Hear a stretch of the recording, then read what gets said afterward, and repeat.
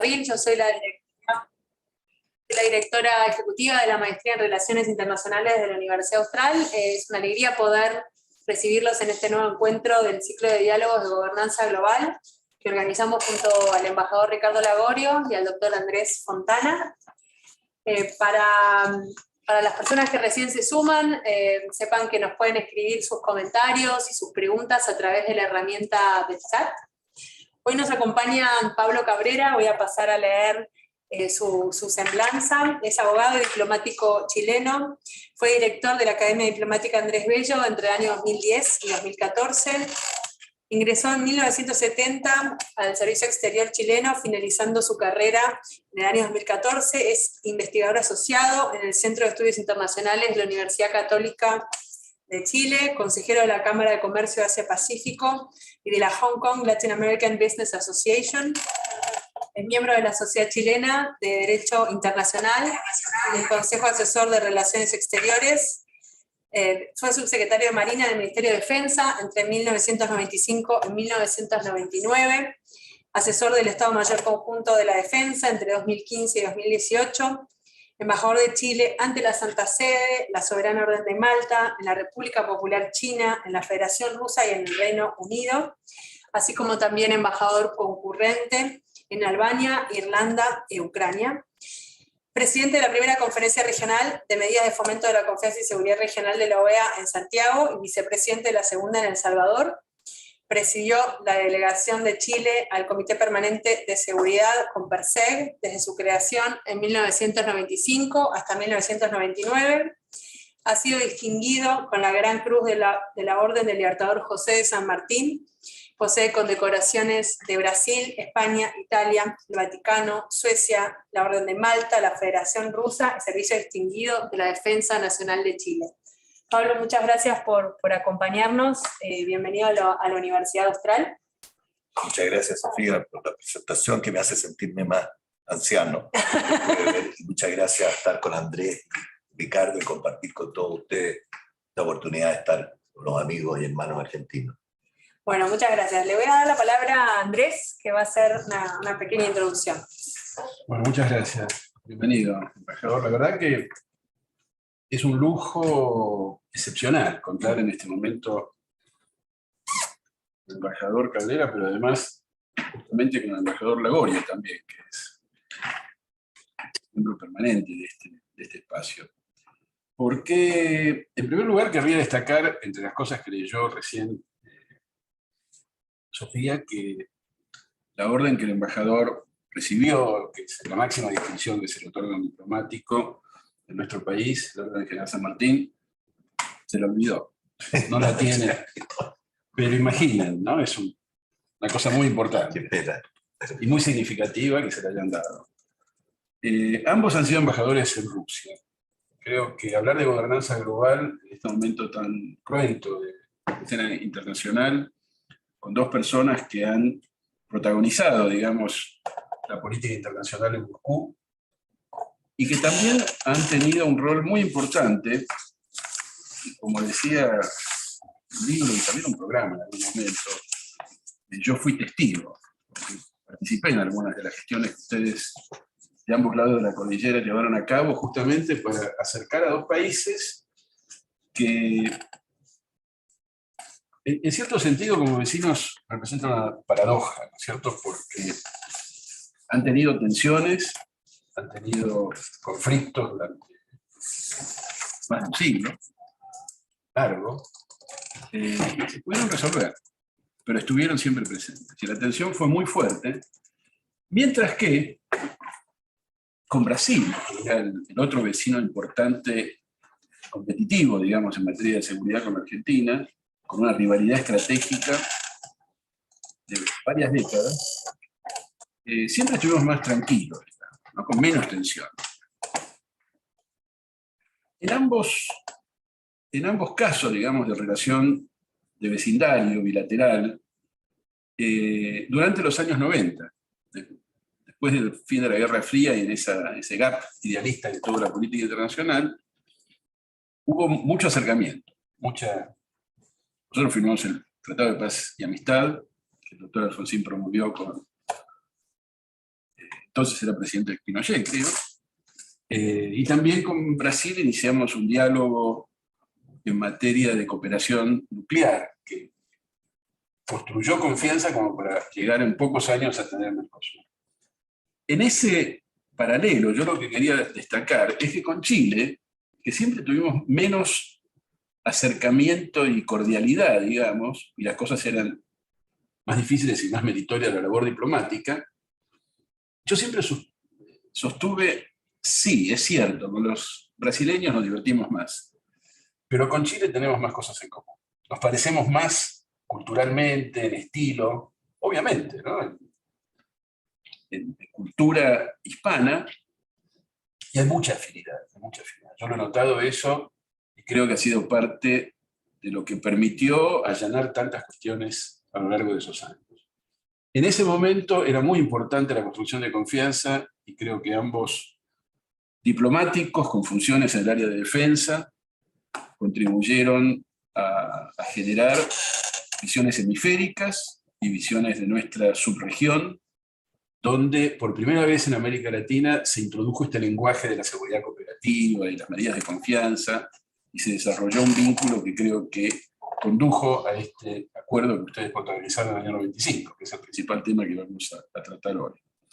Así que con esta pequeña introducción sobre el contexto en que hubo interacciones históricas por el tiempo que llevamos, históricas por la trascendencia que tuvieron, sería muy interesante que ustedes dialogaran sobre ese tema. Yo no voy a poner la agenda, por supuesto, pero me parece que la referencia a ese diálogo bilateral y a esa construcción de un vínculo muy maduro en materia de seguridad después de los conflictos serios que tuvieron ambos países, es una labor que vale la pena que sea recordada hoy y compartida con nuestros colegas.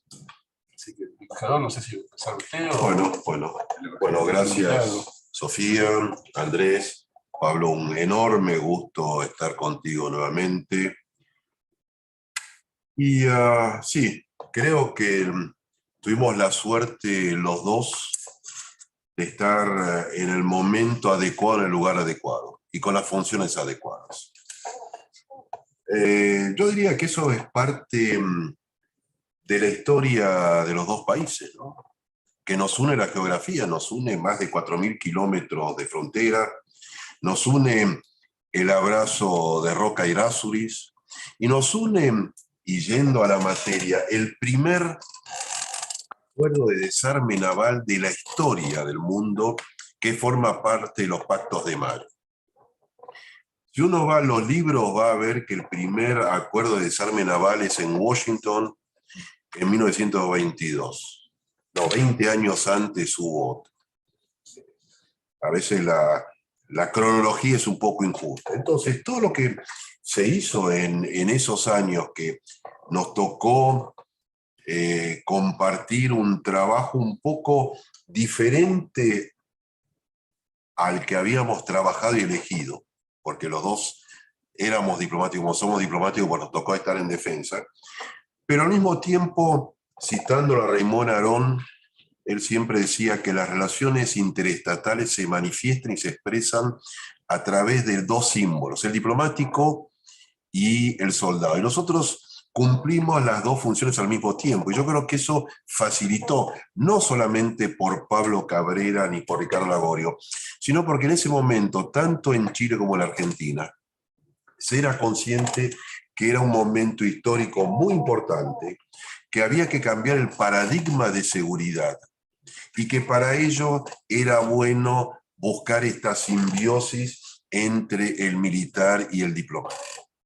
Y rápidamente, antes de darte la palabra, Pablo, algunos hitos muy importantes que empezaron casualmente en Santiago de Chile, ¿no? Con el gran compromiso que se hace en el año 91 en el marco de la OEA, un compromiso sobre la democracia, porque hoy quizás la damos por descontada la democracia, pero en ese entonces, pocos años después de que nuestros países salían o estaban por salir o habían salido de largos años de regímenes y dictaduras militares, haber cambiado el paradigma de seguridad internacional y haberlo basado en la democracia, la paz, los derechos humanos y la integración, era algo revolucionario. Y eso lo hicimos. Lo hicieron Argentina y Chile, después se incorporó en la OEA. En el año 92, la OEA modifica su carta y incorpora la posibilidad de suspender un país por violación democrática de la OEA. Después va al Mercosur. Y rápidamente, y así te doy la palabra, Pablo, llega a 1995, en donde se crea el Compersec, que tiene nombre de medicina, y era una gran medicina en el fondo. Analgésico. Compersec 1000, gracias. ¿Por qué? Porque fue un fenomenal ejercicio de lo que se llamaba el 2+2. Nos sentamos las dos cancillerías, las dos defensas, nosotros de contrabando. Yo me acuerdo que a mí mis colegas me miraron un poco de contrabando porque ¿qué hacía este diplomático en defensa? Y firmamos un convenio para dialogar las dos cancillerías, los dos ministerios de defensa al mismo tiempo, en sinergia, en simbiosis, para negociar y conversar y tratar de armar una nueva ingeniería de paz y seguridad internacional. Eso fue histórico y permite, y eso lo hablaremos espero más adelante, haber armado un reservorio de paz, seguridad, defensa, democracia, integración, derechos humanos, que hoy eso nos debería servir como piso para relanzar y fortalecer las relaciones en nuestros ámbitos. Así que Pablo, la verdad que es un placer encontrarte de nuevo, recordar esto y fundamentalmente tratar de ver las lessons learned a futuro. Bien, reiterando los agradecimientos de esta invitación a Sofía, Andrés, Ricardo, a todos ustedes que están participando, en realidad me conmueve, me emociona estar en Argentina y poder comentar las relaciones entre Chile y Argentina en una perspectiva histórica y una perspectiva moderna. Porque creo que somos dos países determinados a trabajar juntos. Y creo que de alguna manera mi carrera diplomática estuvo determinada mucho por Argentina, en tanto cuanto inicié mi carrera y mi primera asignación a una acción multilateral fue, me acuerdo, a la 4ª reunión de la Comisión de Integración Física Chile-Argentina en el sur de Chile. Hoy día deben haber más de 100 reuniones de integración física, o 90, no sé. Y yo he asistido a la 4ª. No sé si será una buena propaganda decir que uno asistió a la 4ª.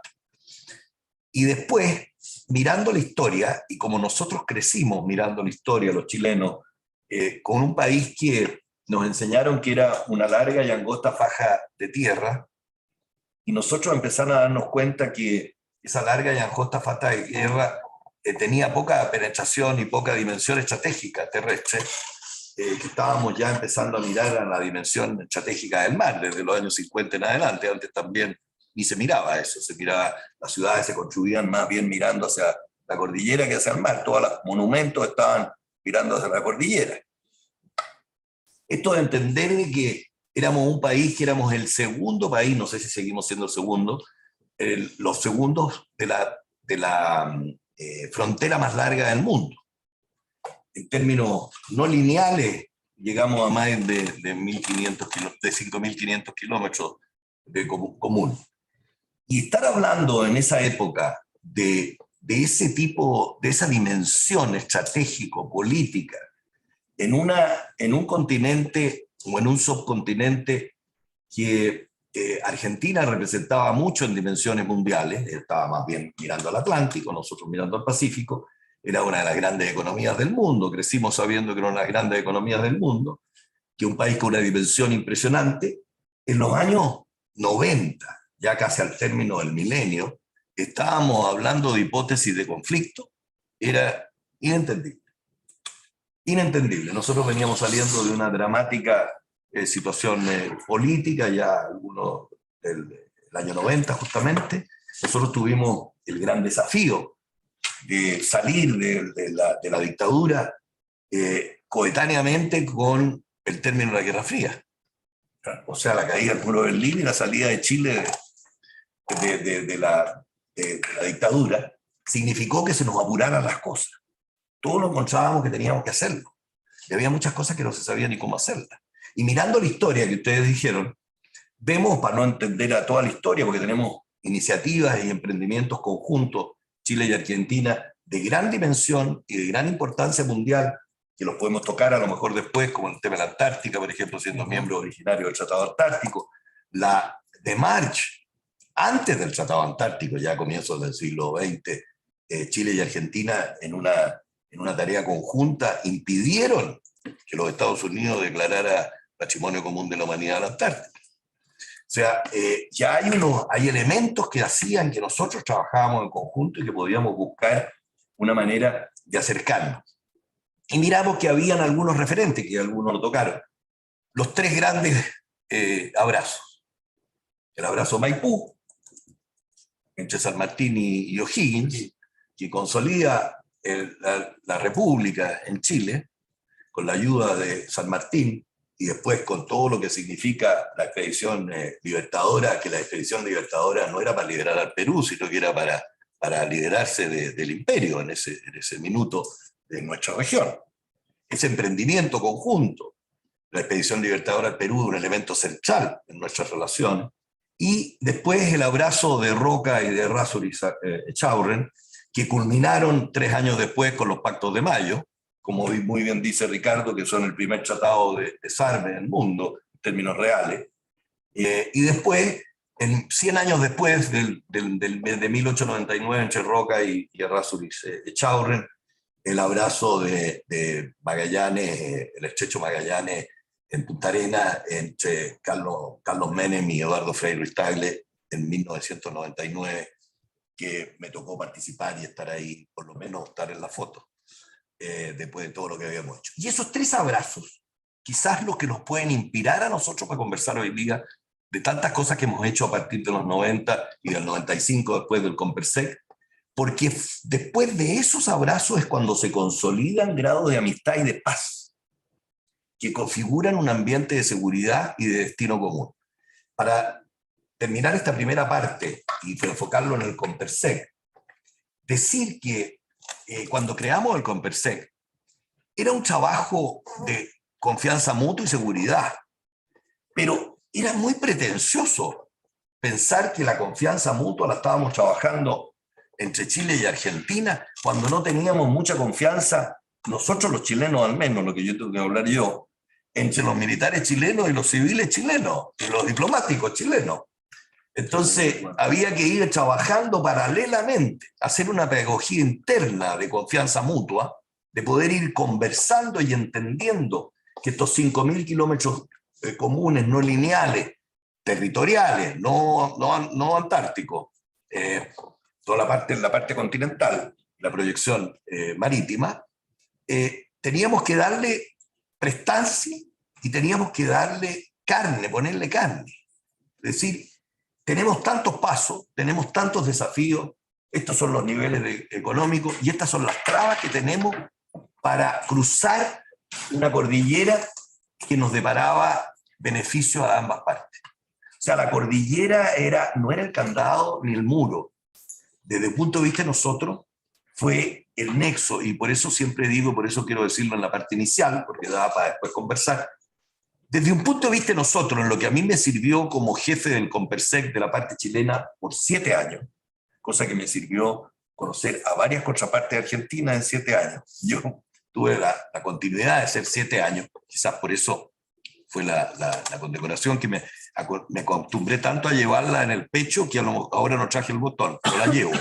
La llevo porque yo me siento verdaderamente un amigo y siento a la Argentina porque ha encauzado un poco lo que yo entiendo de lo que es la proyección, la amistad, la cooperación y el diálogo entre países hermanos para proyectar, en este caso, América del Sur, y que podemos entrar también después a proyectar a Chile de cara a la otra ventana que tenemos, que es el Pacífico, el Océano Pacífico. Entonces, el Compersec, del Compersec nacen una cantidad de iniciativas vigentes que hoy día nos hacen por lo menos dialogar, ya no discutir. las discusiones que tuvimos con Ricardo Lagorio, con Fernando Petrella, con Pereira Iraola, con Domínguez, con Guido Di Tella, con tantos otros, que culminaron a partir del 95, después derivaron en una cantidad de iniciativas. Hoy día lo que tenemos que hacer es recuperar ese espíritu. Es para que las nuevas generaciones se impregnen, porque la historia se conoce, la historia se hace, pero es la memoria histórica la que se recuerda. Y la memoria histórica es la que hay que atizar en un mundo digital como el de hoy, y estos diálogos quizás nos pueden motivar a tocar esta cantidad de temas en una universidad como esta, y a través de un diálogo del streaming con muchas personas, de poder comunicarles cuál es el sentimiento real, porque yo les puedo asegurar que este no es un diplomático individual, por mucho que esté retirado, sino que estoy verdaderamente comprometido, y me siento comprometido por trabajar por las relaciones chileno-argentinas, porque nosotros decíamos, y con esto termino esta parte de esta intervención, nosotros cuando íbamos a las reuniones de pesca o de desarrollo sustentable o de confianza mutua o tantas reuniones participamos con los argentinos que nos encontrábamos, siempre yo decía, al principio me miraban raro, pero yo siempre decía que Chile más Argentina no es 1 más 1, 2, Chile más Argentina es 4. Y yo daba las explicaciones por 4, pero después les explico por qué es 4, porque si no me alargo mucho. Bueno, sabés que a través de esta herramienta de chat nos acompaña gente de Buenos Aires, pero también de San Fernando, del Valle de Catamarca, de Córdoba, de Panamá. La verdad que también esta es una plataforma que creo que, si bien empezamos a usarla a través de la pandemia, es algo que llegó para quedarse, que ha ampliado mucho el rango de discusiones y las audiencias que tenemos para estos temas. Así que, no sé, Ricardo, si querés... No, yo quería resaltar algo que vos dijiste, Pablo, varias veces, porque uno ahora está acostumbrado a escucharlo, pero ese entonces era clave. Medidas de fomento de confianza. En esa época no había confianza. O sea, algo que ahora quizás suena como un cliché o como una frase medida, pero había que fomentar la confianza. O sea, que se armase una reunión de 2 más 2, o sea, que al mismo tiempo trabajasen, discutiesen, conversasen, se abrieran como instituciones. El área de defensa y el área de las cancillerías no era común. Y no solamente en la Argentina, no era común en la región y en el mundo. Fíjense que nosotros también eso lo vivimos. En el año 1995 se hace por primera vez una reunión de ministros de defensa del hemisferio. Hasta el año 1995, todos los años habían reuniones de jefe de Estado Mayor del Ejército, de la Armada y de la Fuerza Aérea. Pero digamos, la cabeza de esos tres, que eran los ministerios de defensa, el famoso concepto, y Andrés lo ha trabajado mucho, de control civil, el clásico concepto de Samuel Huntington, no existía. Algo que hoy parece normal, una verdad de perogrullo, no existía. Nosotros también ayudamos a una iniciativa de un gran ministro de Defensa de los Estados Unidos, William Perry, que acompañamos la región y lo apuntalamos, y por eso la segunda reunión fue en Bariloche en el año 96, crear un andamiaje de seguridad que estuviese supeditado al control civil, los ministerios de defensa, y con compañías de la Cancillería de nuevo, porque en esa primera reunión en Williamsburg y en las otras, y hoy todavía existen, quizás no con el mismo vigor, porque la región yo me diría que está un poco más deshilachada de lo que estaba en ese entonces, es que las delegaciones estaban compuestas por Ministerio de Defensa y las Cancillerías, que son, fíjense, las dos dimensiones del Estado que se justifican por el Estado.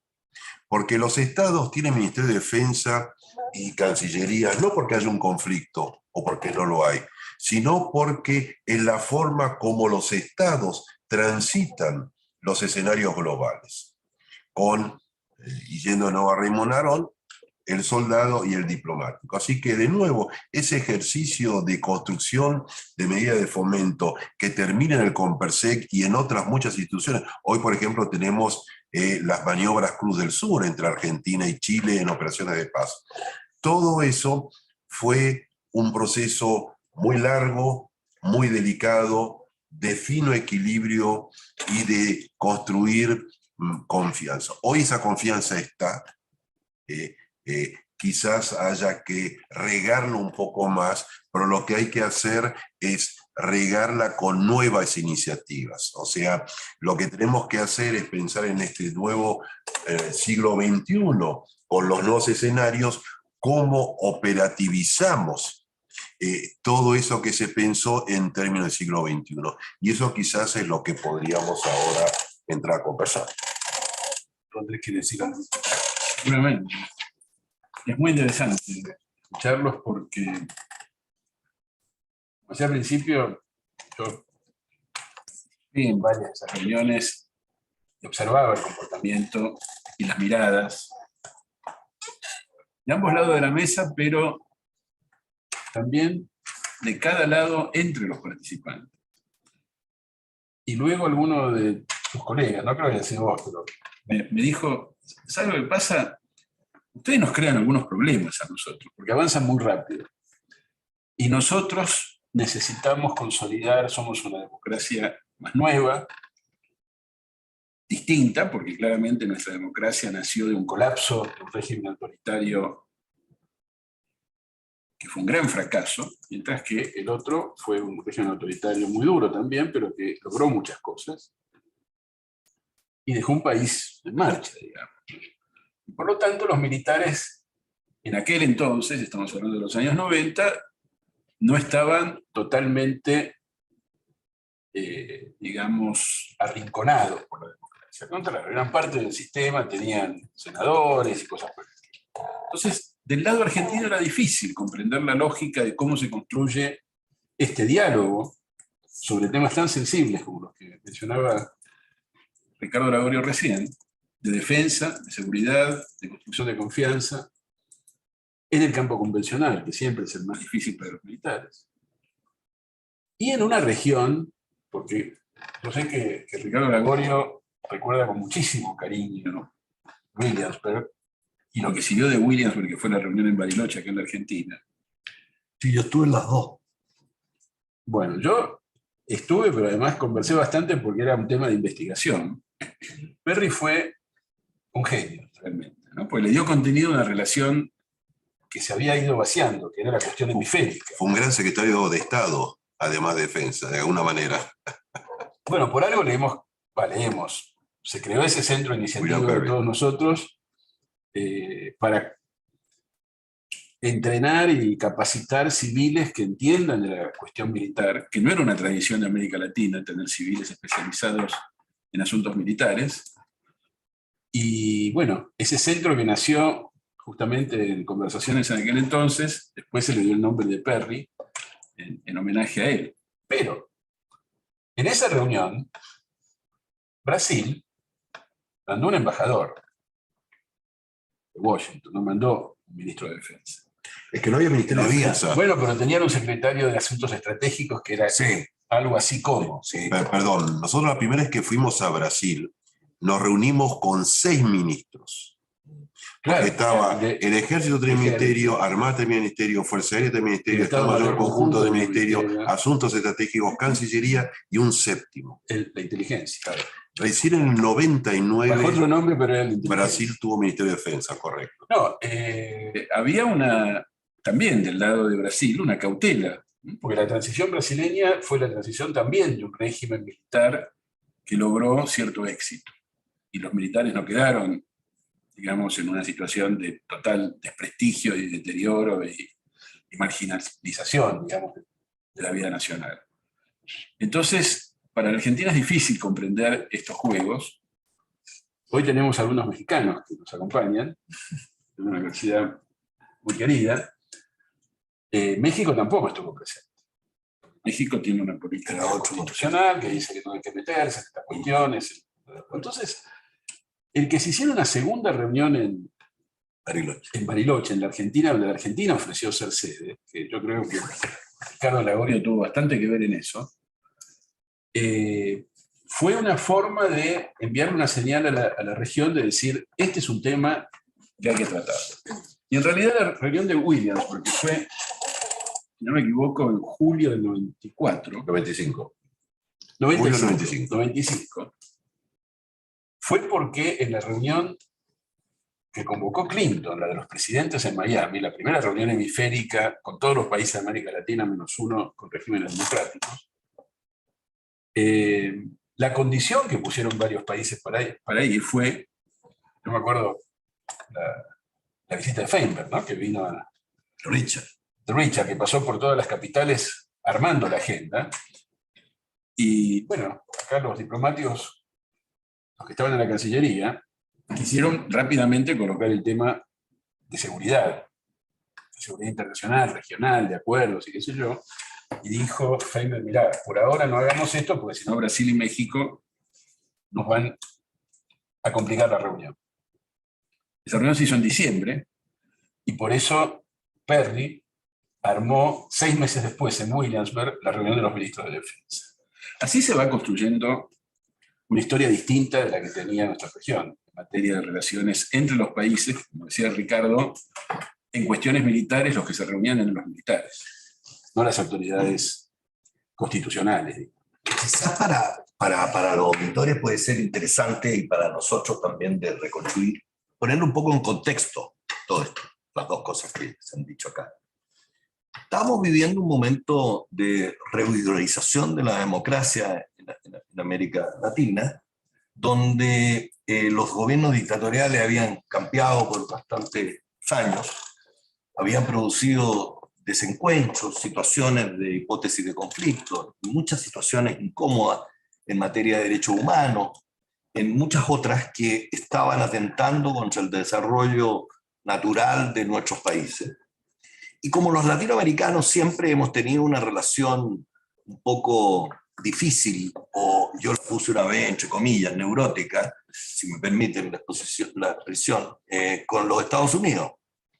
Y se dan a veces momentos históricos donde el año 94 el presidente Clinton, tomando en cuenta esta situación que estaba viviendo América Latina con la cumbre de Santiago del 91, pusieron la idea de avanzar con un proyecto hemisférico. Es cierto que eso tiene detrás siempre una política, una idea que inspira cuál es la política, los lineamientos generales de la política exterior norteamericana, pero nosotros somos tributarios de ser esta parte del mundo, ¿no es cierto? No llegamos por arte de magia a esta parte del mundo, tenemos sistemas de defensa que son con el sistema occidental, no son con el sistema oriental, no son con el sistema salvo un país que tenía armamento que venía de la Unión Soviética, prácticamente todos los otros armamentos nuestros eran occidentales, los sistemas de misiles, radares, buques de transporte, destructores, entrenamiento, manuales, etc. Entonces, el contexto de la Cumbre de las Américas era crear una zona de libre comercio desde Alaska a Tierra del Fuego, democrática, bajo un régimen democrático, y muy acertadamente algunos le agregaron a Argentina con bastante fuerza, junto con Canadá, Argentina y Canadá, con la mayor fuerza, le agregaron la dimensión de la seguridad. Y para poder tener la dimensión de la seguridad, a juicio de los Estados Unidos también, hablemos las cosas como son, el tema de Argentina, el cono sur, era tremendamente importante mostrar de inmediatamente una situación de una buena relación de Chile y Argentina. Venían saliendo de diferentes, pero también tenían encuentros y desencuentros, pero también habían tenido encuentros las dos, el Plan Cóndor y etcétera. Es decir, yo en el año 78 estuvimos a punto de invadir a Chile, pero por Argentina, hay que decirlo. Con nombre y apellido. Bueno, por supuesto, usted desencuentro y encuentro. Entonces, ponerlo en contexto significa, y por eso yo quisiera decir aquí, cómo éramos de alguna manera, no voy a decir visionarios, sino que la dinámica a veces de las relaciones internacionales se va imponiendo. Y tal como nos llegó la digitalización, en un momento, algunos la miraron antes, otros la miraron después, otros le dieron una dimensión correcta, o a otros se obnubilaron y otros se complicaron, ¿no es cierto? No supieron qué íbamos a hacer aquí. El rol de la intermediación de las instituciones tradicionales se disminuyó, ¿no es cierto? Incluida la diplomacia. La iglesia, los partidos políticos, el parlamento, la familia, La diplomacia incluiría todas las Los instituciones. profesores universitarios. La academia, por supuesto.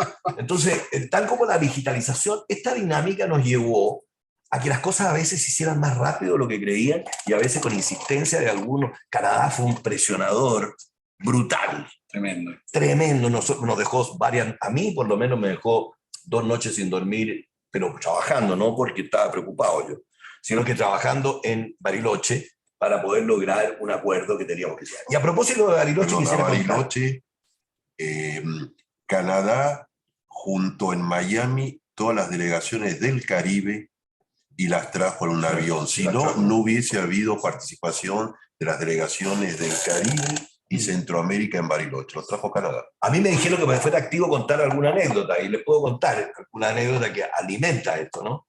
En Bariloche estaba la cosa bastante tensa.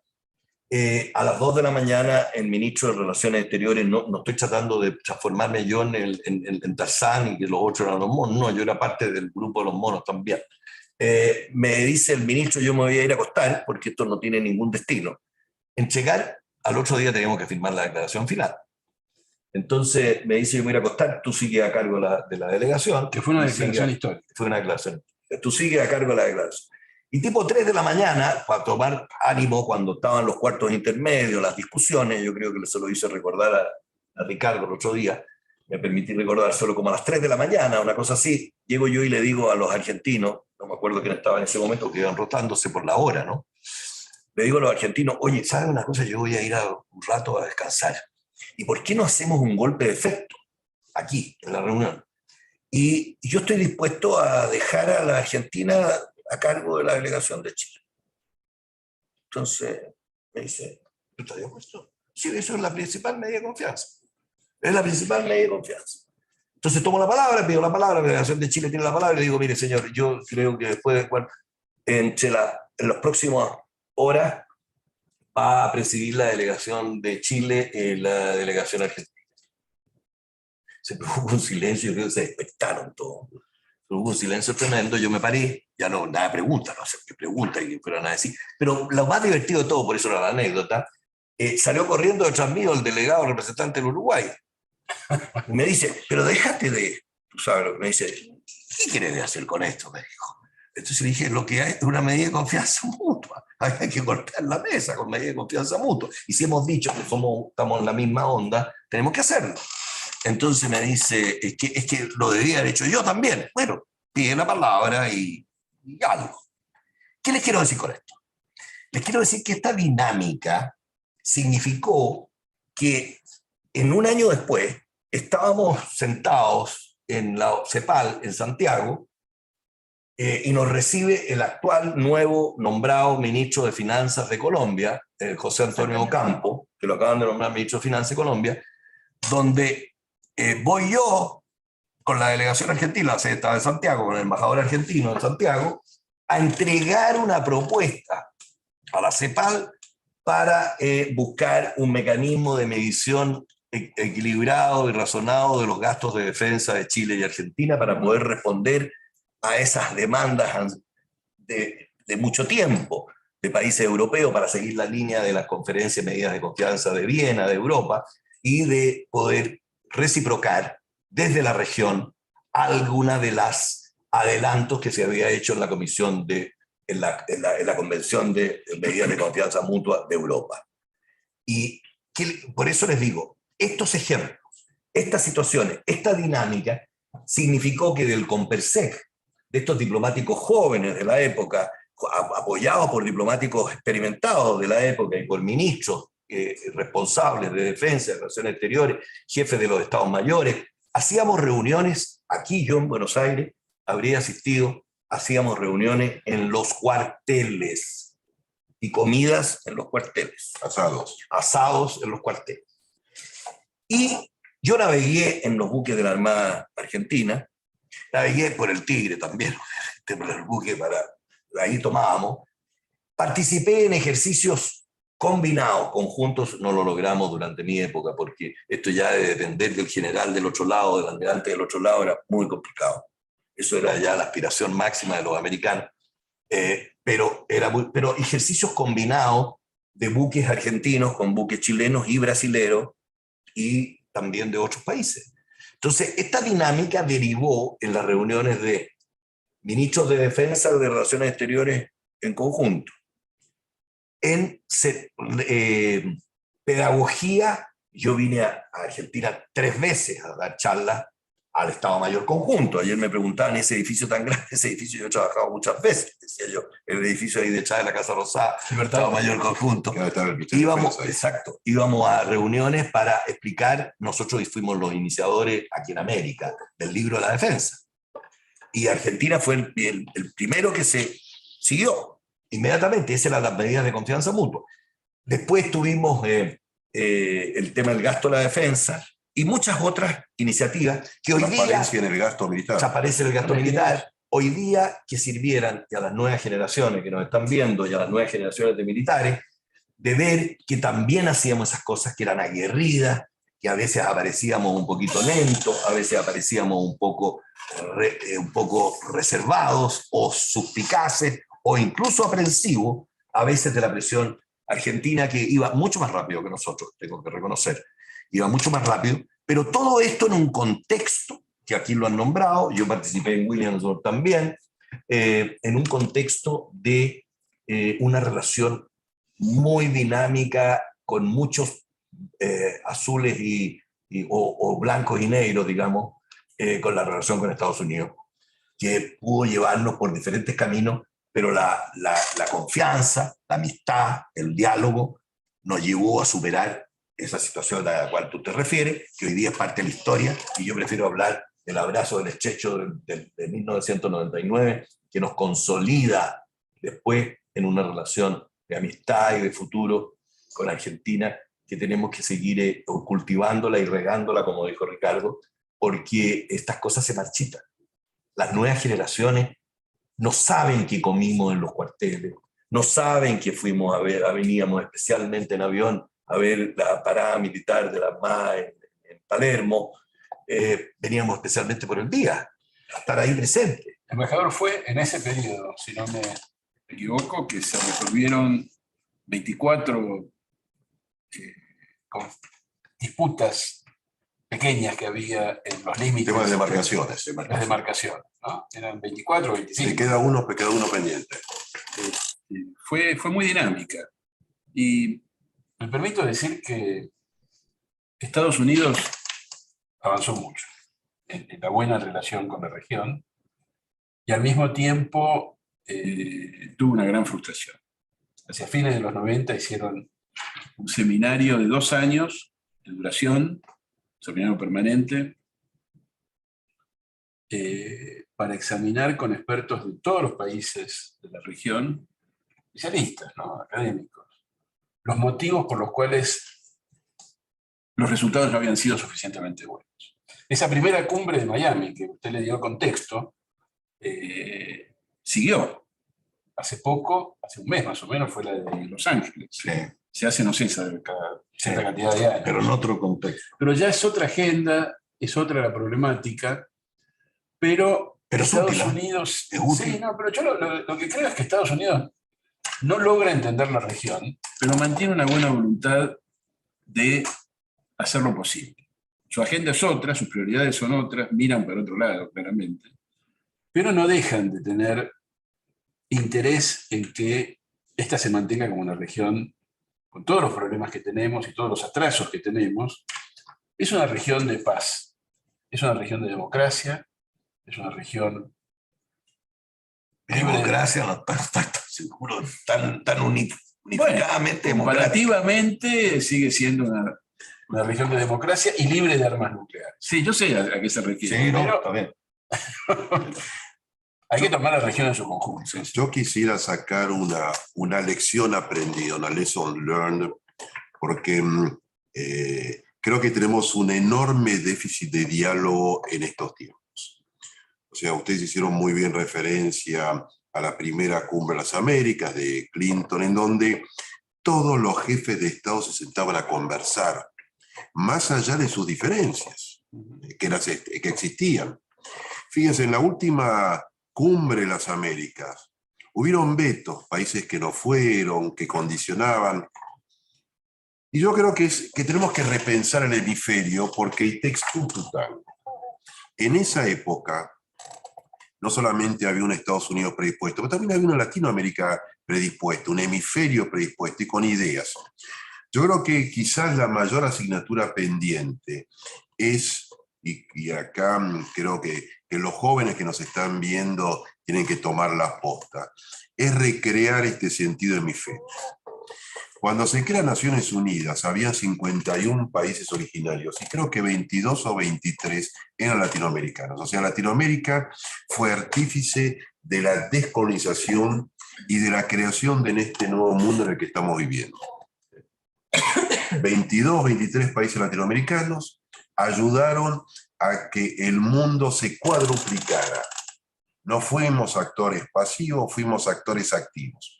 Acá hay un grupo de estudiantes de México, Tlatelolco es anterior al TNP.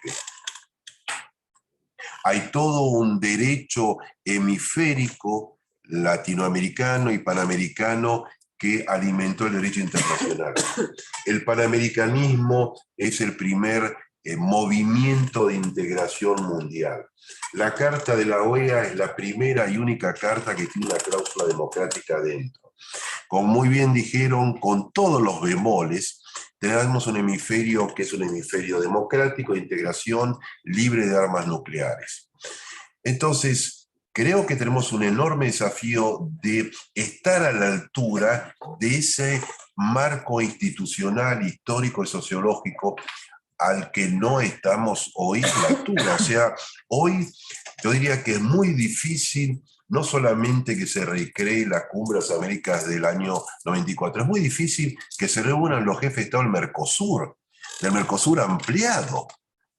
Eso es un enorme desafío. Hagamos honor a nuestro invitado de lujo, destacando que esos bemoles que vos, como buen diplomático, nombraste con ese término, es que mi exuberancia de decir que es una región de regímenes democráticos mereció una observación muy pertinente, y luego llamados bemoles. Es cierto, hay países que están pasando momentos muy, muy duros. Mira, pero creo que el espíritu de la región yo creo que yo quisiera tomar, si tengo un minuto, tomar las dos cosas. Sí, Quiero tomar de cara a las nuevas generaciones.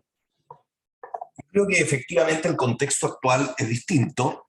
Vivimos en una sociedad, un mundo desordenado, una sociedad líquida, que a veces lo que se fragua en la mañana, en la tarde hay que cambiarlo.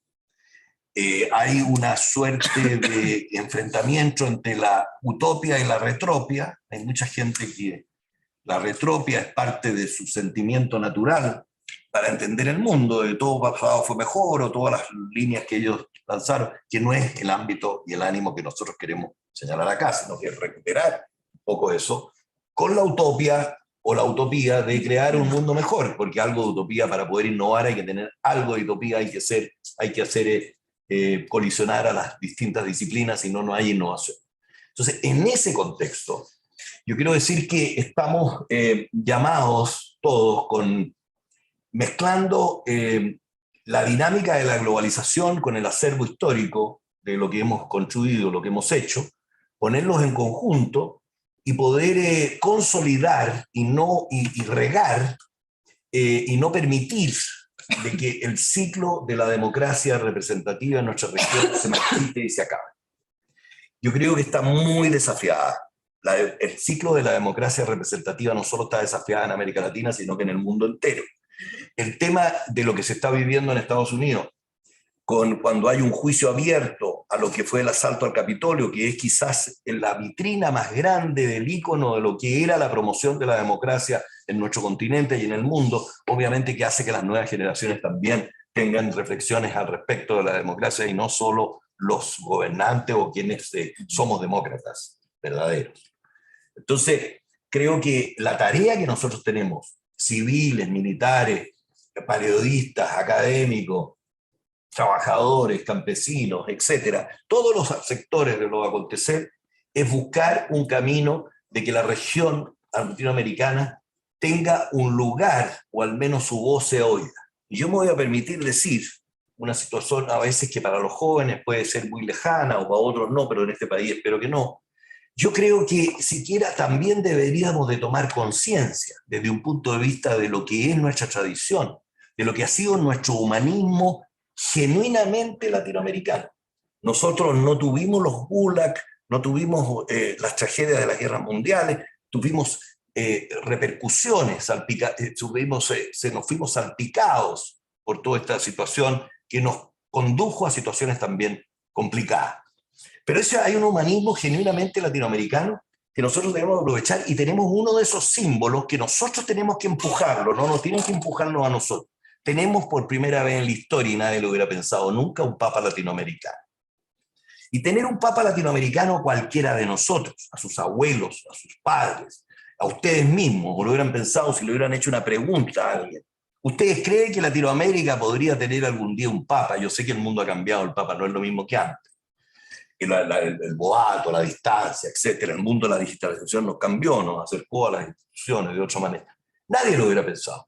Pero ¿por qué no hacemos la reflexión de qué es lo que significa eso para nuestra región? Y recuperar, nosotros tuvimos por muchos años que la Iglesia era un estado adicional de nuestra región. Y eso nos hacía que tuviéramos un humanismo, que fuimos reconocidos por eso. Y tuvimos un afecto societatis muy grande de cara a la solidaridad. La solidaridad como que fue un signo de nuestro impulso de ubicación en el escenario mundial. Hoy día tenemos desafíos de otras culturas. Hay una guerra en Europa, no lo hubiéramos pensado nunca. Y nosotros, los ejemplos que le hemos dado hoy día aquí, con Ricardo, con Andrés, le hemos dado es un ejemplo histórico, no con el objeto de ensalzar la retropia, sino que es hacer funcionar la creatividad, la innovación, y poder usar eso para poder crear canales de comunicación. Chile sin Argentina, hace muy poco en el escenario mundial de querer ser la plataforma de América del Sur hacia el Asia-Pacífico. ¿Por qué? Porque nuestros canales de comunicación comercial son centrales. Y nosotros tenemos, con los camiones cargados de mercadería, tenemos que llegar más allá de Argentina. Tenemos que ser creativos y crear canales de los circuitos los circuitos de comercio que se llaman ¿cómo se llaman las conexiones transfronterizas, transnacionales? Tenemos que trabajar el tema del cambio climático, el tema del medio ambiente. No podemos permitir que la guerra nos lleve de nuevo al carbón y que los países podamos tener hambruna, o que no tengamos fertilizante para nuestra agricultura y no aprovechemos las oportunidades. Entonces, todo lo que hemos hecho en América Latina, desde el espíritu de la cumbre hemisférica, desde el espíritu de las medidas de confianza mutua, que se traspase, que transpiren a la relación chileno-argentina, a las nuevas generaciones. Fíjense que yo les comentaba antes que iniciara acá, hay una generación entera que está gobernando hoy día y que es un cambio generacional natural. El mundo quiso la nueva generación, un cambio muy rápido, la nueva generación. Por lo menos en lo que a Chile se refiere, hay una generación entera que nunca conoció, no creció, no conoció lo que era la inflación. En Chile no era un país que tenía inflaciones mínimas. No conocieron, crecieron sin saber la inflación. ¿Cuál es el desafío más grande que tiene el sistema internacional hoy día? La inflación. Ese es un referente que nos tiene que hacer pensar. Los temas de armamento militar, de soberanía. Ayer yo conversaba con Ricardo sobre el nuevo orden internacional, que todo el mundo habla, el nuevo orden internacional, el nuevo orden internacional. Nosotros mismos hablamos del nuevo orden. Y a veces la pregunta viene, ¿y qué es lo que es el nuevo orden internacional? ¿El nuevo orden internacional con una soberanía distinta, una permeabilización de la soberanía? ¿O es Westfalia reformado? ¿O es el nuevo mundo digital? ¿O es el nuevo mundo de las nuevas culturas? Yo voy a terminar esta reflexión relacionada con esto, con la seguridad internacional, con los temas que nos convocan, que yo creo que efectivamente el nuevo orden internacional pasa por que los países tengan una muy buena y fuerte diplomacia. Y para tener una muy buena y fuerte diplomacia, hay que tener cuadros que sean capaces de plantearse frente a la ciudadanía con legitimidad.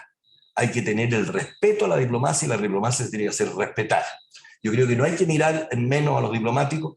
Los paradigmas, dijo Ricardo, cambió, la situación, dijo Andrés, cambió.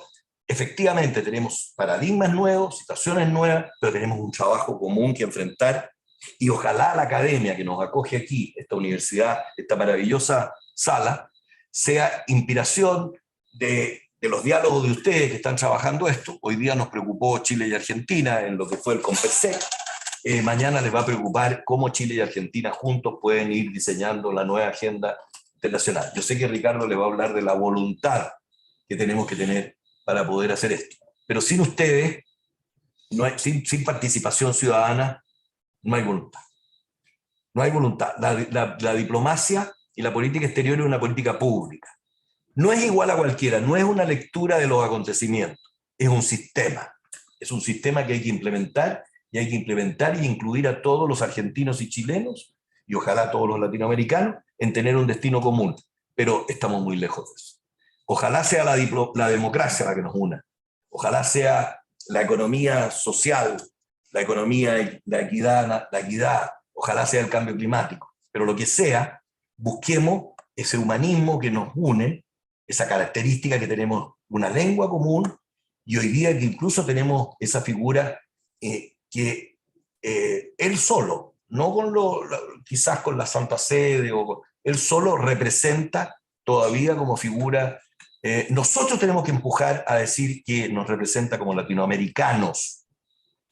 Y eso es tremendamente importante para poder buscar todos los mecanismos que fortalezcan nuestra presencia en el escenario internacional y nuestro diálogo, no solo de la perspectiva del Cono Sur, sino que de la perspectiva de toda la región, porque la región latinoamericana es muy diversa, es muy diversa. En Centroamérica los temas prioritarios son el narcotráfico y el crimen organizado. Aquí quizás la organización del Estado, hay una crisis importante de institucionalidad. Se sobrepasa a veces la institucionalidad, no da abasto a la institucionalidad para las demandas societales que existen. Entonces los parlamentos a veces no respetan ni siquiera el sistema, ¿no? Entonces es un tema súper complicado y lo vamos a salir de eso con el ejemplo de cooperación chileno-argentino en estas áreas. Los podemos trasladar también a otras áreas, pero hoy día nos preocupa esta, que es el área de la seguridad. Por eso hoy día empecemos a hablar de ciberciudadanos y de ciberseguridad también. Ahí, Pablo, antes de abrir el piso a preguntas, tanto a nuestra audiencia presencial como a la audiencia virtual, un poco retomando lo que decías recién de esta experiencia del COMPERSEC, ¿cómo crees que ha cambiado desde aquel entonces a ahora justamente las cuestiones estratégicas en materia de seguridad en nuestra región, ¿no? Porque ha habido, creo, un cambio y es el cambio que vamos a ver a futuro. Y la segunda pregunta, y aprovechando que fuiste embajador en China y que tenés un conocimiento, como bien decías, que Chile tiene esta estrategia bifronte, ¿no? Por un lado con Argentina, pero también de ser la puerta hacia Asia-Pacífico. ¿Cómo ves el corrimiento de ese eje del Atlántico hacia el Pacífico? ¿Pensás que es realmente una oportunidad para la región? ¿Pensás que va a contribuir a la irrelevancia de la región? ¿Cómo lo ves? Mira, qué buena la pregunta y que extensa y profunda para poder responder con algo novedoso y no la misma de siempre, ¿no? La primera, creo que el Atlántico nos une con Europa natural, que es nuestra cordón umbilical cultural natural. Creo que tenemos que reforzar siempre las relaciones con Europa, y las relaciones con Europa están marcadas por los países a veces de mayor afinidad con uno o con otro, pero creo que la relación América Latina-Unión Europea tiene que cultivarse, y tiene que cultivarse de igual a igual. Esta cosa de que nos traten igual o no igual, yo creo que siempre ha sido un poco una cosa nuestra. Creo que depende de nosotros. ¿Por qué depende de nosotros? Antes de entrar al Pacífico. Porque creo que los países, tal como tienen derechos, tienen muchas obligaciones. Y nosotros, en la ubicación geográfica que tenemos cada uno, tenemos obligaciones que compartir y tenemos obligaciones que asumir. La primera obligación que asumir es no cambiar la identidad de América Latina. Tenemos que trabajar con nuestra identidad. La única cosa que nos puede unir es las líneas conductuales que nos llevan a tener una nacionalidad, una dependencia, una historia, una ligazón con el territorio, ¿no? El territorio es tremendamente importante. Y me voy a lanzar en una idea aquí que efectivamente yo vengo de un país que es eminentemente marítimo y es eminentemente del Pacífico. O sea, creo que en la agenda mundial hoy día, el factor de la cultura, por un lado, y la ubicación geoestratégica por la otra, son las que dominan la agenda. De ahí derivan incluso la democracia, los derechos humanos, la economía libre, etcétera, etcétera. Pero el factor de la cultura, ¿y por qué digo el factor de la cultura? Para poder entender a las otras culturas que ya prestaron su apoyo o su idea a la humanidad en otra oportunidad y ahora reemergen como culturas emergentes, de nuevo, como países emergentes, que quieren tener su participación en el diseño del nuevo escenario internacional. Entonces el factor cultural es tremendamente importante. Nosotros tenemos que conocer a la otra parte, tenemos que conocer la cultura china. Es muy difícil conocerla, pero tenemos que por lo menos tener una cátedra china en las cancillerías, una cátedra china en las universidades, en las facultades afines a la diplomacia, por último, o a lo que se refiere, se debería hacer. Después ver un catastro de nuestras potencialidades, con el objeto de enfatizarlas, y el catastro de nuestras deficiencias con el objeto de neutralizarlas. Y quizás si hay un catastro de fortalezas que hay que enfatizar, es justamente, y aquí me voy a la pregunta, en el caso de Chile es la ubicación geográfica que tiene. Yo creo que nosotros, cuando mirábamos el mapa hace 20 años atrás, estábamos en el confín del mundo, solamente estaba el Polo Sur delante de nosotros, pero cuando lo pones en el tema de cuando que al Océano Pacífico, en la cuenca del Pacífico, convergen los 2/3 de la población mundial y los 2/3 del producto mundial, tú te das cuenta que estás en el centro. Y que el concepto de vecindad cambió por el tema no solo de la digitalización, sino que de las necesidades. Y ahí es donde incluyo las obligaciones. Y la obligación que uno tiene es seguir siendo chileno, seguir siendo latinoamericano, los corredores bioceánicos que se llaman adentro, no me salía la palabra. Sí, sí, sí. Tratar de trabajar eso con amistad, con diálogo con Bolivia, con diálogo con Paraguay, con diálogo con Brasil, pensando en el futuro de todos los países, no de uno solo. Cada grupo después sacará sus consecuencias y podrá enfatizar lo que puede sacar mayor partido. Pero todo eso se hace y parece idílico, pero es verdad, con una sabia, buena y potente diplomacia. ¿Qué significa eso? Significa que la retórica y las declaraciones de la diplomacia no tienen cabida hoy día a los ojos de las nuevas generaciones. Eso tiene que ir aparejado con un presupuesto.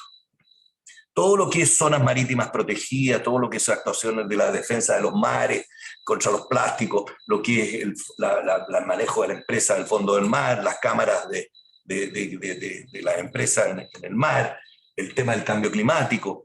Por ejemplo, yo encuentro que Chile, lo digo aquí en Argentina, yo creo que Chile, el territorio, son muy pocos los países que tienen un territorio tridimensional. Tiene un territorio terrestre, continental, marítimo insular y antártico.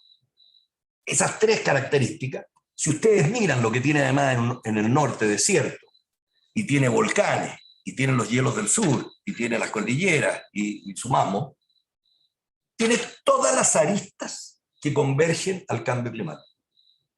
¿Cuál es la agenda central del mundo hoy día? El cambio climático. Yo creo que la gran fortaleza de Chile, en este caso no voy a ser tan pretencioso y intromisión de decir cuáles son las fortalezas de Argentina, ustedes las saben, las podrán decir. Todas las fortalezas de Chile, creo yo, y creen muchos, convergen al desafío de combatir el cambio climático.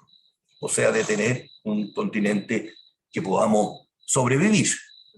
Y digo sobrevivir porque la palabra sobrevivir, el verbo sobrevivir, es el verbo que rige hoy día las relaciones internacionales. Sobrevivir y autonomía estratégica son temas que hay que desarrollar. Y la autonomía estratégica no es una cosa que se ve o no se ve. Para muchos no se da nunca. ¿Por qué? Porque son las grandes civilizaciones las que manejan, o las grandes potencias las que manejan. Pero en la medida que uno tenga identidad, que conozca su fortaleza, que genere la cooperación que corresponda y que se busquen y fluyan los recursos y la confianza y la solidaridad para enfrentar una situación así, a mí no me cabe duda que otra América Latina va a regir en el escenario internacional.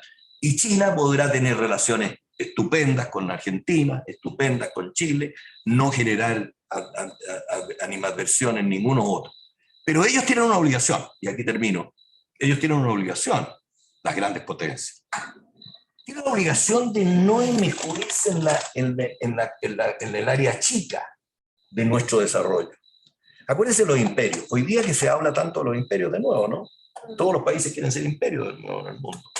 Hay que ver el mapa del mundo, hay que ver que Turquía, Arabia Saudita, Israel, China, Estados Unidos, Unión Europea, Brasil, etc. Los imperios, tradicionalmente, el imperio tiene que actuar igual que la diplomacia, con un grado de distancia a la contingencia. Tiene que contribuir al desarrollo natural de todos y al desarrollo sustentable del planeta, pero no inmiscuyéndose en la cosa chica, no llevándole la ropa para los militares, no haciendo el puerto chico que quiere hacer, o la fábrica tal, de asuntos estratégicos, etc. Yo creo que eso es parte de la diplomacia, es la obligación que tienen los grandes, desde mi punto de vista, de no hacerlo, y la obligación que tenemos nosotros de decírselo. Y de, con la misma voluntad, franqueza, transparencia, crear un ambiente de amistad y cooperación a través de nuestras diferentes identidades y de una relación asimétrica que va a ser siempre asimétrica, va a ser per se.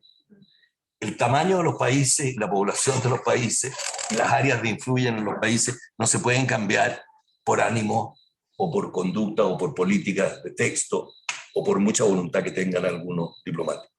Entonces yo creo que nosotros, si entendemos lo que es la asimetría naturalmente, sin inmiscuirse en ser parte sumisa de esa asimetría, creo que estaríamos caminando por el lugar correcto. Por eso yo creo que el Océano Pacífico es un asset, tanto como el Atlántico también. Y cuando tú dices, como si se ha cambiado, el corrimiento del eje. Mira, bueno, estamos justo en una semana intensiva. Nosotros tenemos un centro de estudios sobre Asia. Sí.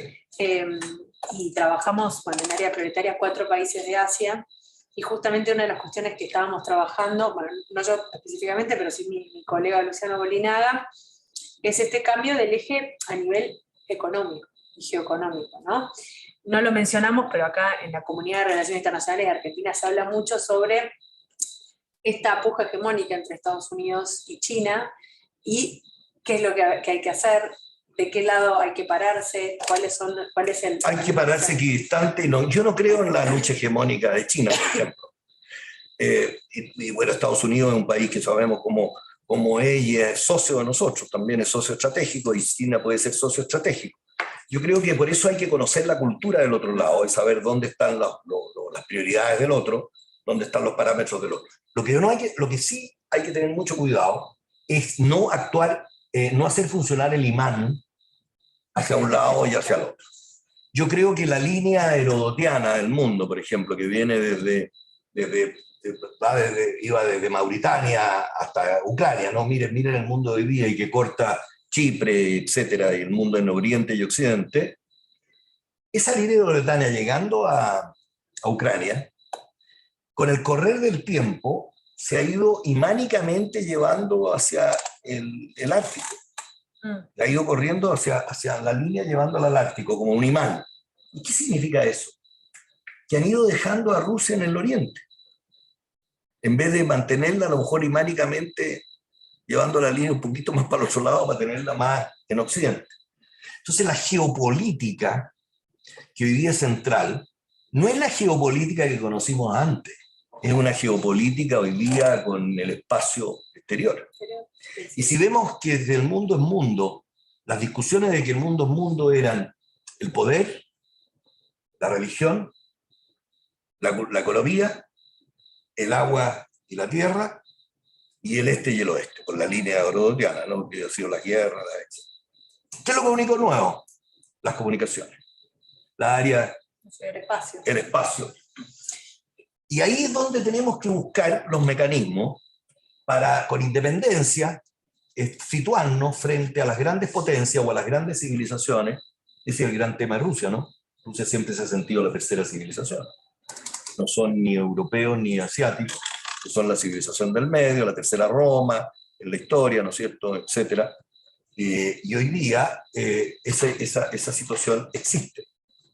Y nosotros estamos en un lugar donde vamos a estar siempre, y tenemos vecinos per se, y tenemos vecinos también digitales y espaciales. Entonces la geopolítica hay que actuarla ahora, hay que ponerle énfasis a la ciberseguridad, hay que cambiar un poco la tendencia a la cooperación, poner los centrales, los parámetros de cooperación y la transparencia. Hablar con la verdad y con lo que uno tiene. No subirse a todos los carros, a todas las iniciativas que no va a poder cumplir. Porque no tiene presupuesto, tiene otras prioridades, etc. Y las prioridades de América Latina están requete claras. Y Chile, por lo menos, yo estoy seguro, no represento a nadie del gobierno, a nadie, ni de la oposición, ni a nadie, me presento yo. Soy parte de un equipo académico de la universidad, obviamente. Creo que nosotros tenemos claro cuáles deberían ser nuestras prioridades. No sé si tenemos claro cuántos son los recursos que tenemos que asignarle a todas esas prioridades. Gracias, Pablo. Yo me permitís un sola comentario muy rápido. Yo creo que tenemos hoy paradojalmente el mismo desafío que tuvimos en los 90. Porque en esa época nosotros tratamos de desactivar o evitar que el mundo se siguiera o volviera a ordenarse en torno al factor militar y poder duro. Y hoy la invasión del gobierno de Putin a Ucrania nos pone frente al mismo desafío. Si el mundo se va a ordenar en torno al poder duro o en torno a un multilateralismo basado en los 17 Objetivos de Desarrollo Sustentable. Yo creo que ese es el gran desafío de Latinoamérica, no ver el mundo solamente en términos de países hegemónicos, grandes potencias, un mundo westphaliano. Estamos en un mundo, yo diría, post-westphaliano, en donde el individuo pesa cada vez más y en donde las necesidades de ese individuo nos llevan más hacia un multilateralismo y los 17 Objetivos de Desarrollo Sustentable que hacia la militarización y respuestas únicamente poder duro que no dan resultados. Tenemos acá, no sé, una pregunta. Sí. Quería preguntarle qué opina del nacionalismo. ¿Si implica un atraso a nivel latinoamericano y a nivel mundial o no? A mí, Sí. bueno, una nueva, todos los ismos siempre están vigentes, ¿no? Yo creo que una mala práctica del ejercicio del poder, en un siglo como este, en un milenio como este, con los desafíos que tenemos, ponernos en metas nacionalistas es como volver a siglos anteriores y no mirar verdaderamente el vaso lleno de las oportunidades que tenemos, sino que buscar efectos políticos propios, que si bien es cierto pueden haber un nacionalismo común en algunos lugares, en algunas partes, ese nacionalismo común y todo eso podría ser uno de los grandes desafíos de la democracia que tenemos que trabajar. Ahí tenemos otra pregunta online sobre los corredores bioceánicos, justamente. Y específicamente sobre el corredor bioceánico Atacalar, el paso internacional de San Francisco de Catamarca, que unía la región de Atacama, sus puertos de aguas profundas, con Catamarca y La Rioja. Justamente la pregunta viene, ¿cuál le parece que son las oportunidades y los desafíos de ese tipo de corredores? Un poco en relación con lo que comentaba antes. Mira, siguiendo con esta línea de mis respuestas personales, es un tema que a mí siempre me ha preocupado y un buen, no el de los corredores propiamente, sino que para poder dar una respuesta en ese contexto, ¿no? Yo creo que hoy día, en el mundo de hoy, cuando nosotros miramos la agenda internacional, para muchos, para nosotros no debería ser un problema, pero para muchos, el problema es la percepción y la realidad. Yo creo que es una discusión vigente, están los libros de texto, están los filósofos que están reviviéndose algunas discusiones, y la digitalización y la globalización, el exceso de globalización nos ha llevado a eso, a veces a actuar por percepciones más que por realidades. La realidad de los corredores bioceánicos ha sido principalmente económica. Yo creo que la inoperancia a veces de poder producir el corredor o la idea que se ha diseñado en términos retóricos y en términos ambiciosos también, legítimamente ambiciosos, y en beneficio del bien común y de la cooperación entre los dos países y de la fluidez del tránsito de mercadería hacia el Pacífico, en este caso, o de triángulos de situaciones terrestres importantes. Creo que es un desafío en cuanto a los recursos. Yo sin pretender nada, quiero decir que, a su pregunta, académicamente se puede explicar y también con hechos, Chile es un país eminentemente marítimo, y yo diría que es el país más eminentemente marítimo de la Sudamérica. Que prácticamente la cultura terrestre de los vecinos es una cultura terrestre, hay que ver lo que es la Amazonía, lo que es las conexiones entre los países. Entonces nosotros tenemos que darle mucha importancia a eso. Y para eso necesitamos, por cierto, la colaboración y la cooperación con los países vecinos. O sea, para mí, la cooperación con Bolivia y Argentina, Argentina principalmente y Bolivia, es central para poder hacer una práctica de corredores bioceánicos, porque la viabilidad de ser una plataforma hacia el Pacífico y un corredor hacia el Pacífico que tiene que incorporarse el Brasil, depende primero de la carga que va a Argentina si sigue más allá, y la carga si pasa por el corazón de América, que es Bolivia, ¿no? Nosotros tenemos una relación complicada con Bolivia y tenemos que trabajar eso. Sí. Yo, bueno, primero que nada, agradecer a ustedes por la charla muy enriquecedora, y luego consultar una pregunta quizás de índole de actualidad política en Chile. ¿Cómo crees que esto del cambio de la constitución, o el cambio en la ideología política puede repercutir en cómo Chile se para frente a Estados Unidos, ¿no? Y cómo eso repercutiría en todo lo que es la cooperación con el resto de los países de América Latina, teniendo en cuenta lo que hablamos antes? Mira, nosotros tenemos un proceso constitucional que lo elegimos nosotros, la mayoría de los chilenos, 78% de los que me incluyo, de ese 78%, votamos por tener una comisión constitucional, una convención constitucional paritaria y libre, sin parlamentarios, etc. Había la otra alternativa, la otra opción, perdón, era con la mitad parlamentaria y la mitad societal. O sea, yo me incluyo en el 78%, que estamos insertos en un proceso que no ha terminado. Nosotros elegimos a una convención para que redacte una constitución y nos proponga un texto a los chilenos que vamos a aprobarlo o rechazarlo. Hoy día la prensa, los medios de comunicación y muchos intereses políticos, obviamente, desde mi posición, ¿no? Lo que estoy dando, asocian este proceso como casi como una elección común y corriente en Chile, entre candidatos, elecciones a senadores, o elecciones a presidente o a diputados. Y no es eso. Es un proceso específico. O sea, creo que no ha terminado, va a terminar el 4 de septiembre con el resultado de si vamos a tener una constitución. Y te contesto que no termina tampoco el proceso propiamente constitucional no termina. Se sabe si se va a trabajar sobre la base de ese texto, que si se aprobara, significa implementarlo. Y hay que implementarlo con todas las leyes para ponerlo en efecto. Y todas esas leyes se trabajan en el Congreso. Y la mayoría no es la misma mayoría del 78% la que existe en el Congreso. O sea, estamos todavía en un proceso que tampoco depende tanto del resultado, sino que el resultado va a decir sobre qué base vamos a seguir trabajando en la Constitución.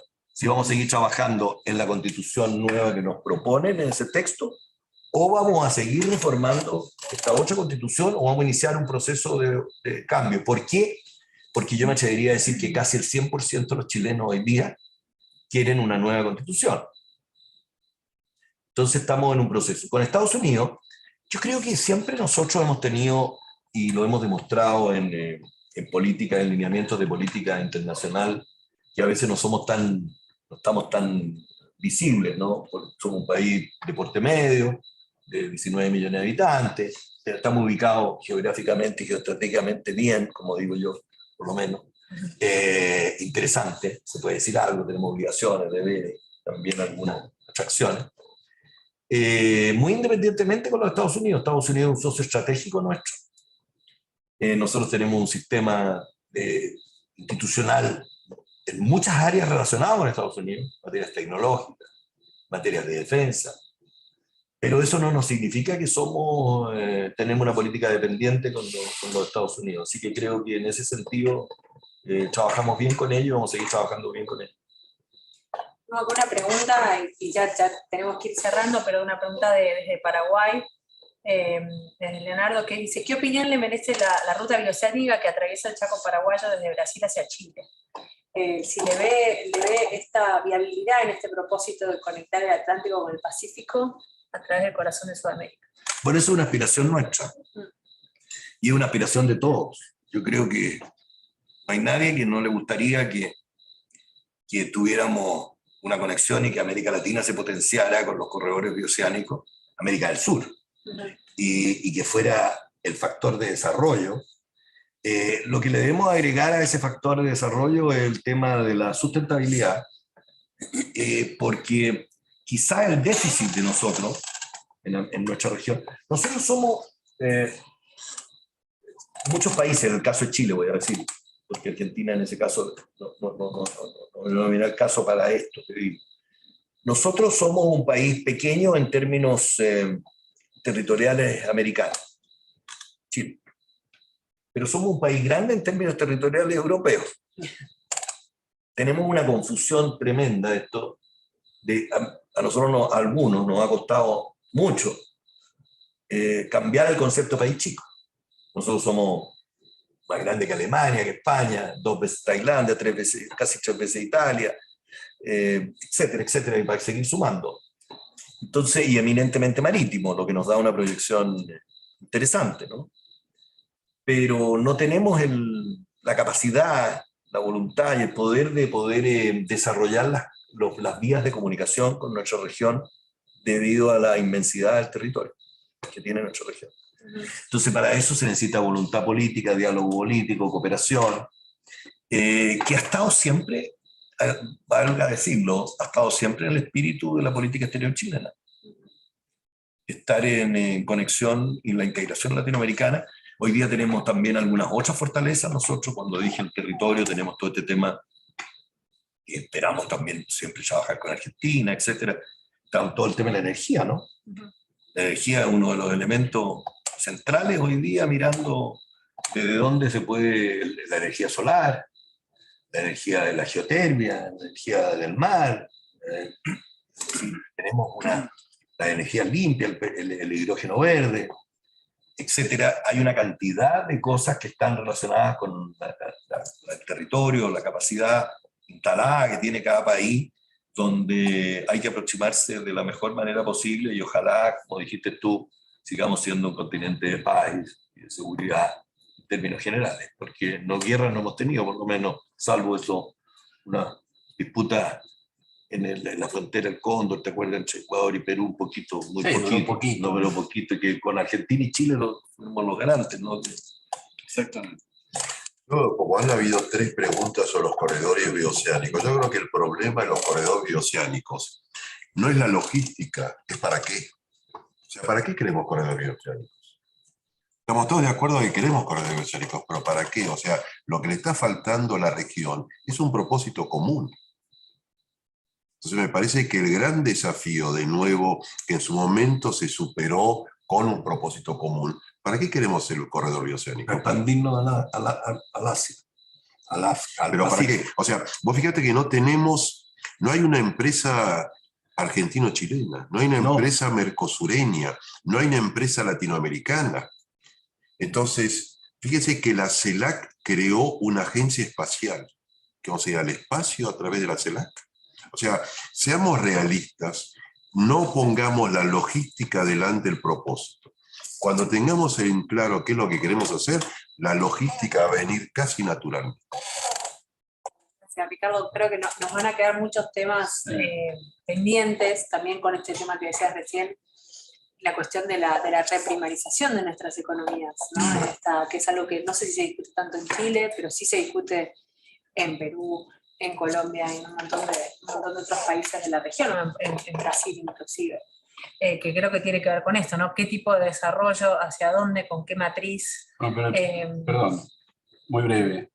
Si uno mira el globo, digamos, desde el punto de vista geoeconómico, y no solo la región, estos elementos logísticos de muy alta envergadura, lo que pueden hacer, y creo que es para lo que se los piensa, es para atraer comercio, inversiones, producción de energía, preocupaciones que no son nuestras, son de otros continentes, pero que miran hacia acá como su posible, no única, pero entre las principales soluciones, un dinamismo mayor en el vínculo con América Latina, América del Sur sobre todo.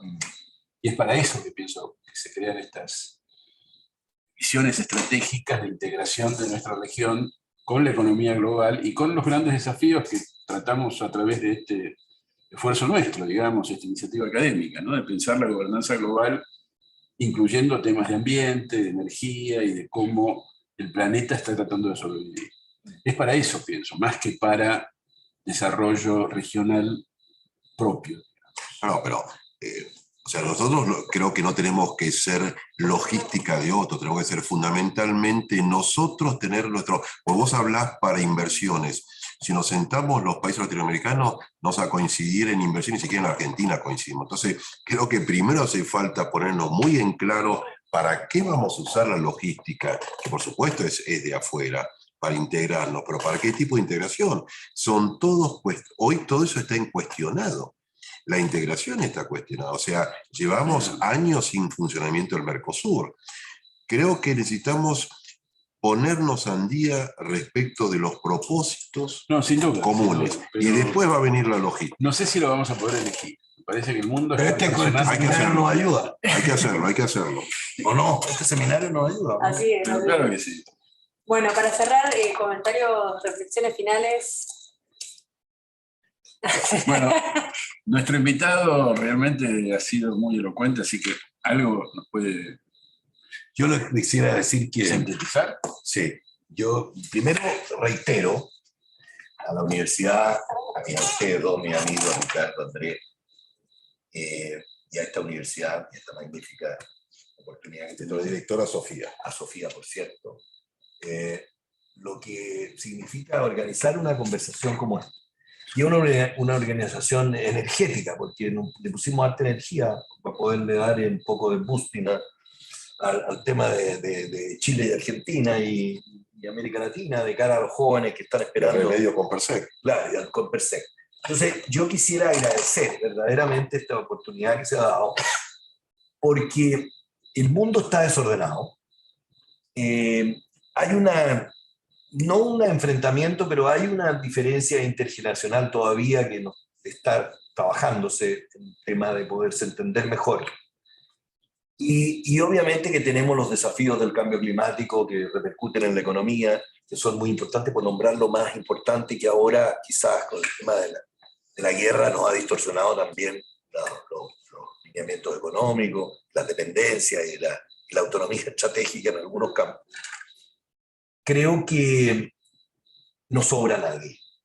Esta reunión, un poquito de recordar algunas cosas e incluso lanzar una anécdota para mostrar lo precario que era, de dónde partimos, que es lo que me ha gustado enfatizar a Ricardo en nuestras conversaciones, por lo menos conmigo siempre, y de cómo podemos crear un ambiente similar, de empuje, de vigor, para poder avanzar en la integración y tener claros los objetivos que se puedan encuadrar dentro de los objetivos del milenio, el desarrollo sustentable, los 17 objetivos. Creo que es un trabajo conjunto. Y es un trabajo que yo aprecio porque las universidades tienen un papel y un rol a jugar tremendo. Y creo que en algunas partes no lo están jugando por diferentes razones. pero quizás nosotros podemos contribuir a motivar a las universidades a que hagan ese rol y busquen los grados de consenso a nivel nacional y a través de las regiones y lo local, lo global y lo local, este concepto que existe, de poder ir tirando líneas que puedan satisfacer las expectativas de ustedes, los más jóvenes, y de creer verdaderamente que el mundo se puede gobernar y de que puede haber un nuevo orden internacional que sea de paz y de seguridad. Muchas gracias, Pablo. Andrés, ¿alguna reflexión para terminar? ¿O Ricardo? Yo haría un comentario muy breve. Breve. Cuando empezó Ricardo a proponer que hagamos un living, era la primera palabra que usaba, diálogo, no me imaginé que íbamos a llegar a este nivel de energía, ideas, movilización. Yo creo que es muy bueno lo que está ocurriendo. Te agradezco mucho realmente todos tus comentarios, ¿no? Los retrospectivos, los presentes y los que miran hacia adelante son lo que buscamos, ¿no? Y creo que, bueno, hay que reconocerle a Ricardo que ha sido el promotor de esta idea de hacer algo en torno de gobernanza global. Yo una sola palabra, diálogo. En este mundo de Twitter, Instagram, Facebook, falta más diálogo. Dialoguemos. Y gracias a la Austral porque nos permitió canalizar esto. Bueno, muchas gracias. Gracias a todos los que se acercaron hoy acá en presencial. Gracias a la audiencia virtual por todos sus comentarios y preguntas. Gracias a nuestro moderador Emilio. Gracias de vuelta, Pablo, por este espacio. Y a Sofía, que nos... Sofía, fantástica. Nos lidera en esta web. Nos estamos reencontrando en agosto, para el segundo martes de agosto, para un nuevo encuentro de diálogo en gobernanza global. Así que muchas gracias y hasta entonces. Hasta luego.